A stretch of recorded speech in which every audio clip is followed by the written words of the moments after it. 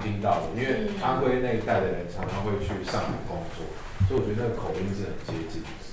但是跟我直接，那应该是会，如果不知道他是安徽，我们会讲福建话、福州话。就是我的产品有做photo台，就是手写部分。那如果等一下就是有空闲的话，可以就是下载看看。谢谢。好，谢谢。好，那准备好就可以开始了啊。那各位评审好，Welcome to Shadow Bar。那我是陈红丽，我今天要介绍的这个产品呢，它是一个结合光和手影的投影故事机。那现在我们就来看看这产品是什么。那首先呢，在介绍产品之前呢，想先跟大家聊一下就是说故事这件事情。那《爱丽丝梦游仙境》的作者他曾经说过，说故事是一种送礼的行为。你每天和孩子说故事呢，就像每天送他礼物一样，看似不足为奇，但是是可以带给非常真实的情感交流。那美国的童话展学会也有曾经证实过，说故事是有利于儿童大脑的发展，然后并且可以帮助他们的阅听能力以及刺激他们的想象力。那虽然说刚刚讲的非常的美好，但是有带过小孩子应该都知道，实际上小孩子他是没有办法专注在故事书上面的，原因是因为这个学龄前的孩子他的专注力还在发展阶段，他们很容易分心。那再加上呢，故事书它是平面的，没有互动效果，那父母单方面的朗诵故事，其实会让孩子很快的失去兴趣以及他的新鲜感，而且他们会觉得没有参与度。那故事呢，这种东西它其实是要随着孩子的年龄去调整的。像0到1岁的，它比较适合简单图像化的故事；那1到3岁的适合一些日常生活相关；那3岁以上的就会比较适合一些内容复杂，然后跟人际相关的故事。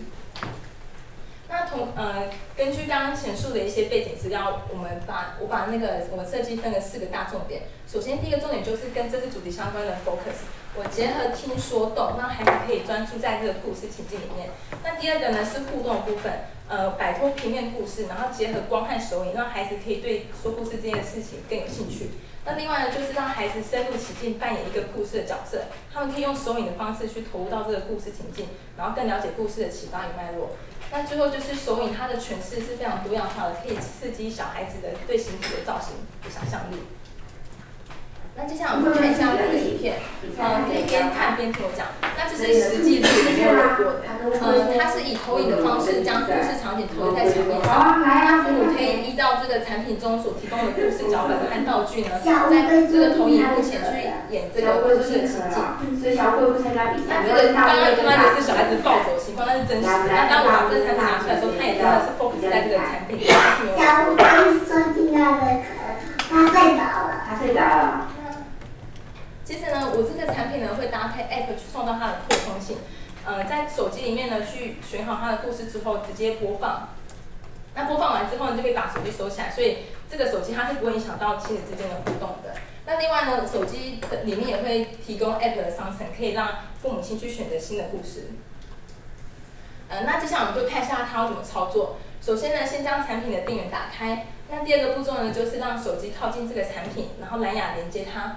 连接完之后呢，手机可以开始选取故事的播放。那有时候故事很多的时候，其实是不方便找寻的。那我们的每个道具都很贴心的，里面有 NFC， 所以你只要将你的小道具靠近你的手机，它就会自动感应出这个道具所对应的故事是什么。所以小孩子他可以跟父母用道具讨论说，我今天想要讲小乌龟的故事，或想要讲小兔子的故事。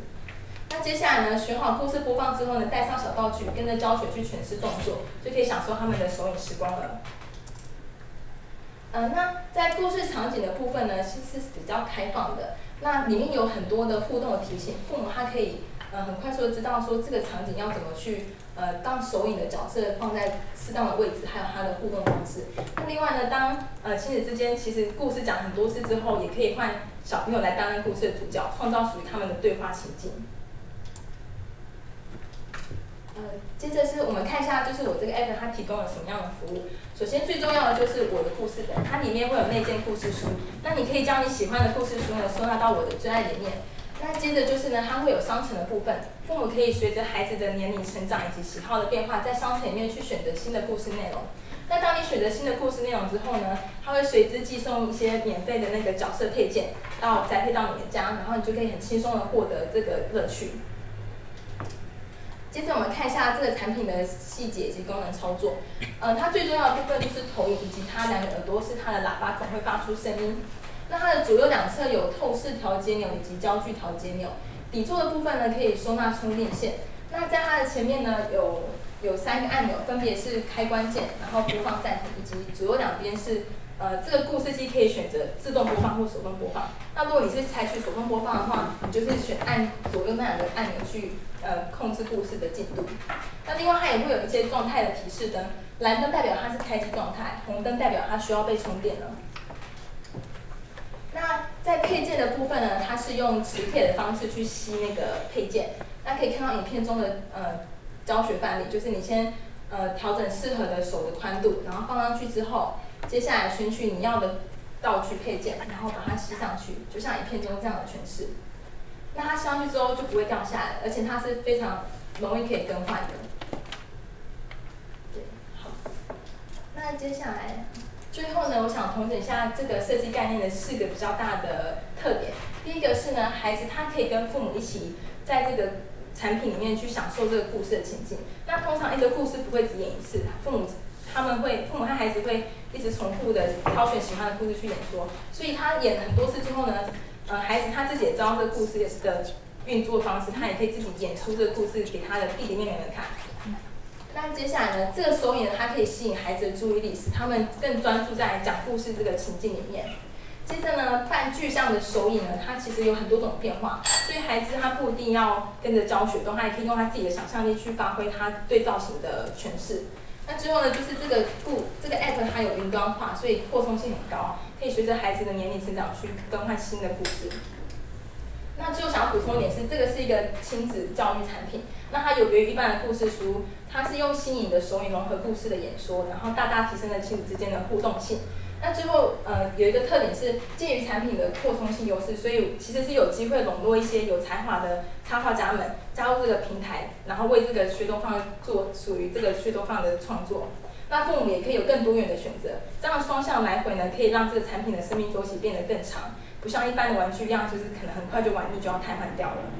那以上这是我的简报，谢谢各位。好，谢谢你的简报。那接下来请委员提问题。